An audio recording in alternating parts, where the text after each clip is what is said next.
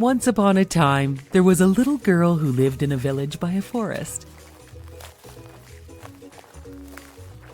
Whenever she went out, she wore a red hooded cape. Everyone called her Little Red Riding Hood.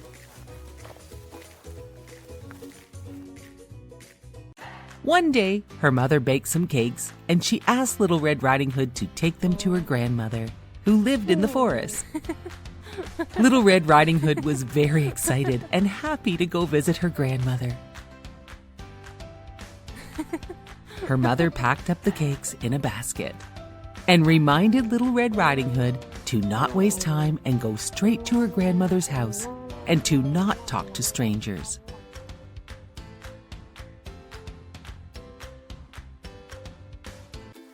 Along the path to her grandmother's house, there were flowers, ponds, and woodland animals along the way. And Little Red Riding Hood took her time and enjoyed them all. Then, all of a sudden, a wolf was beside her, asking, "Well, Little Red Riding Hood, what are you doing here?" She told him she was on her way to visit her grandmother's house in the forest. The wolf wanted to gobble up Little Red Riding Hood, but he noticed a woodcutter coming along. So the wolf thought of a plan. "Well, where does your grandmother live?" the wolf asked. Little Red Riding Hood answered, "She lives over the bridge and past the lake," she told the wolf. "Let's play a game and race to your grandmother's house to see who can get there first," said the wolf. "Okay," said Little Red Riding Hood as she ran towards her grandmother's house as fast as she could. The wolf knew a secret path that was far quicker and ran towards her grandmother's house to beat Little Red Riding Hood in the race. The wolf knocked on the grandmother's door, and she asked, "Is that you, Little Red Riding Hood?" The wolf was able to disguise his voice very well, and he replied, "Yes, grandmother, it is me." "Oh, come in, my dear Little Red Riding Hood," said grandmother. To her surprise, the big bad wolf ran in and gobbled her up. The wolf then dressed up to disguise himself as the grandmother. He put on her nightcoat and nightcap and jumped in her bed. Very soon after, Little Red Riding Hood knocked on the door. The wolf disguised his voice again and asked, "Who is it?" "It's me," said Little Red Riding Hood. "Oh, do come in, dear," crackled the wolf. When Little Red Riding Hood saw her grandmother, she barely recognized her and thought her voice sounded strange. As Little Red Riding Hood got closer, she noticed her grandmother's ears were so big and asked, "Grandmother, what big ears you have." "All the better to hear you with, my dear," croaked the wolf. "But, grandmother, what big eyes you have." "All the better to see you with, my sweet girl," replied her grandmother, who was really the wolf. "But, grandmother, what big teeth you have," said Little Red Riding Hood, feeling very scared. "All the better to eat you with," roared the wolf as he leapt from the bed towards Little Red Riding Hood. She ran towards the door as fast as she could. And now she could fully see that it was not her grandmother, but the big bad wolf. As she was trying to escape, she yelled, "Help!" in her loudest voice. "Help!" Cutter, who was working in the forest, heard Little Red Riding Hood's cries for help and ran to help her. He caught the big bad wolf and shook him so hard that grandmother came out all in one piece. Little Red Riding Hood hugged her grandmother and apologized for talking to strangers and wasting time. Her grandmother said, "Don't worry, dear. You have learned some important lessons. Now why don't we enjoy those delicious cakes you brought me?" The woodcutter took the big bad wolf deep into the forest, so he could never bother Little Red Riding Hood or her family ever again. The end. Simba the lion carried a heavy burden for such a young lion, as he thought he was responsible for the death of his father.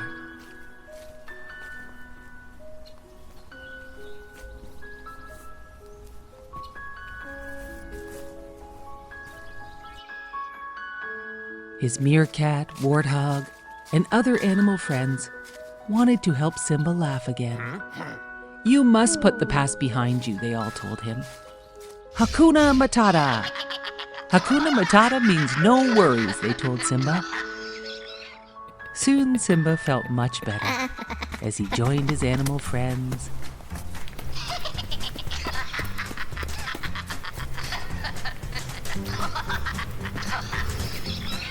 Swimming in the river and enjoying nice long days. As long as Simba did not think about his father's death and the painful memory of his Uncle Scar telling Simba that he was responsible for his father's death. Scar had told Simba to run away. Simba felt like he was always running away. One day, while playing, a beautiful lioness chased Simba's friend the warthog. She wanted to eat him. The warthog was very scared. Simba saved his warthog friend and then realized the lioness was his old best friend from childhood, Nala. Simba had run away from his Pride Land so long ago. Nala and all the lions and all the other animals missed him very much, and she told them they needed Simba to save them from Scar and the hyenas.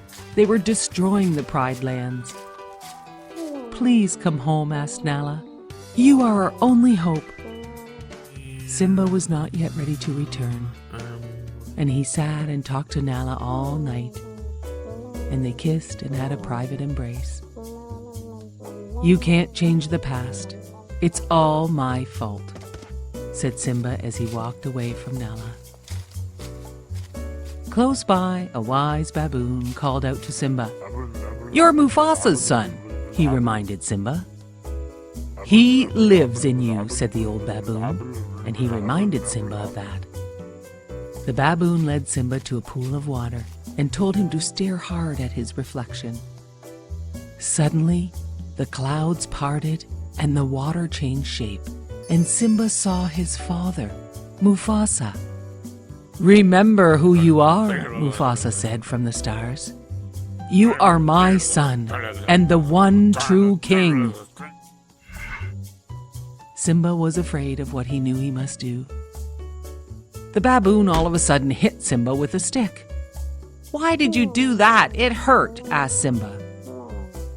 "Doesn't matter. It's in the past," said the baboon as he tried to hit Simba again. Simba ducked, avoiding the hit. "See," said the baboon, "the past can hurt, but you can either learn from it or run away." Simba understood this lesson and decided to return to his father's land, to save it from the hyenas and challenge his Uncle Scar. "I must fight for this, or who will?" "We will," answered Nala, the warthog, baboon, and meerkat. "We are with you until the end." They followed Simba to the Pride Lands and fought a big battle with the hyenas.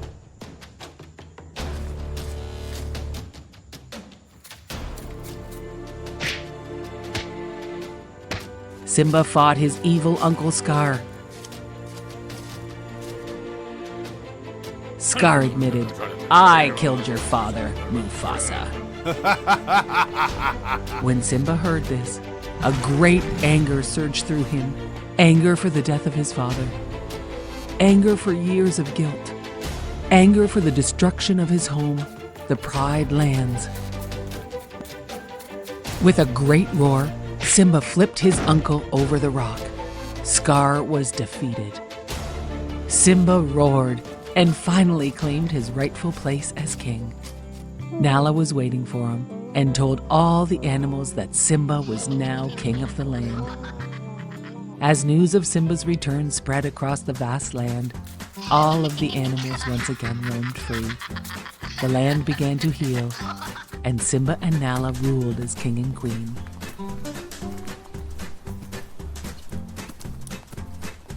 Simba and Nala started their own family and lived happily ever after.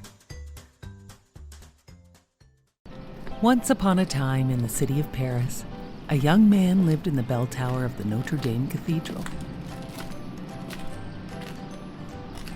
He was strong enough to ring the church bells. He was also very gentle, gentle enough to hold small birds in his hands. His only friends were the gargoyles. They did not mind that he had a hunchback and a face so ugly that his evil, cruel master named him Quasimodo, which means half-formed. Quasimodo knew nothing of the world below him. He only knew what his master told him. His master even taught Quasimodo to think of himself as a monster. Quasimodo wanted to join the crowds below him on the streets of Paris so bad, but his master would never let him leave. Quasimodo spent his days carving small wooden figures, wishing he could see the whole world below. Once a year, Paris celebrated the Festival of Fools. The gargoyles convinced Quasimodo to climb down the tower and attend the festival. Everyone wore masks at the festival, so no one would pay attention to Quasimodo's looks. Quasimodo went to the festival and saw the most beautiful gypsy dancer, Esmeralda. The master's newest soldier, Captain Phoebus, saw Esmeralda and also thought she was the most beautiful. All of a sudden, the crowd grabbed Quasimodo and made him king of fools, until they found out his face was not a mask. He was a monster. They tied him down with ropes so he could not escape. Quasimodo begged his master for help, but he refused. All of a sudden, the beautiful gypsy Esmeralda cut Quasimodo free and yelled at his master. "You mistreat Quasimodo like you mistreat my people," Esmeralda said. "You will pay for this," yelled the master, and he ordered his new Captain Phoebus to arrest her. Esmeralda snuck away into the cathedral with her goat. Captain Phoebus found her there and did not want to arrest her. He told her she could claim sanctuary as long as she stayed inside the church. "If she sets one foot outside this church, she will be my prisoner," said the cruel master. Quasimodo and Esmeralda became great friends. Quasimodo was confused because the master had told him how bad gypsies were, but Esmeralda was kind and good. And she did not think Quasimodo was a monster at all. "I think the master is wrong about both of us," said Esmeralda. Quasimodo helped her plan her escape. Quasimodo carried Esmeralda and her goat down the church walls to the street one night. She gave Quasimodo a special amulet and said, "Use this if you ever need help. It will show you how to find the Court of Miracles, the secret gypsy hideout." She promised she would visit Quasimodo again and kissed him on the cheek. When Esmeralda returned, she brought Captain Phoebus, who had been badly wounded.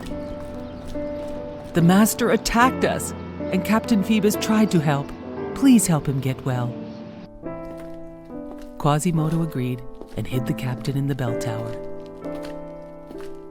The master still wanted to find the gypsies and thought Quasimodo might know where to find them all in their secret hideaway. The master tricked Quasimodo and told him he knew where the secret hideaway was, and he would attack the gypsies at dawn with 1,000 of his soldiers. This was just a trick by the cruel master. Quasimodo and Captain Phoebus decided they must use the special amulet to find Esmeralda and warn her. They secretly made their way to the Court of Miracles, but they had no idea the master and his soldiers were secretly following them. Quasimodo and Captain Phoebus led them to the secret gypsy hiding place. "Take them all away," the cruel master yelled to his soldiers. "No, please," begged Quasimodo. but the master had a heart of stone. The next day, the master had chained up Quasimodo in the bell tower and was going to punish Esmeralda in the courtyard below. Quasimodo broke his chains and rescued Esmeralda and brought her to safety in the bell tower. The master tried to break into the tower with his soldiers, but the gargoyles beat the master and his men. At last, the master's evil reign was over. The people of Paris cheered. Hip hip hooray for Quasimodo! Finally, Quasimodo understood he was not a monster at all. But to the people of Paris, he was a great hero. A long time ago, a woodcutter lived on the edge of a large forest with his 2 children, a girl named Gretel and his son named Hansel, and his wife who was the children's stepmother. They were very poor, despite all the hardcutter's hard work. One year there was a terrible famine, and there was not enough food for the whole family. One night, the stepmother told the woodcutter they must take Hansel and Gretel deep into the forest and leave them there. Hansel overheard them talking. He told Gretel the terrible plan. Then, Hansel had a great idea. He would fill his pockets with white pebbles to leave a path back to the house when this happened. The next morning, the stepmother said they all had to go into the woods to gather firewood.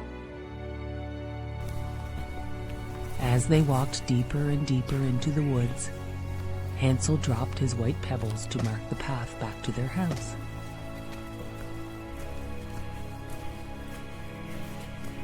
The next day, Hansel and Gretel returned back to the house. Their stepmother was very angry. She told the woodcutter to take them deeper into the woods.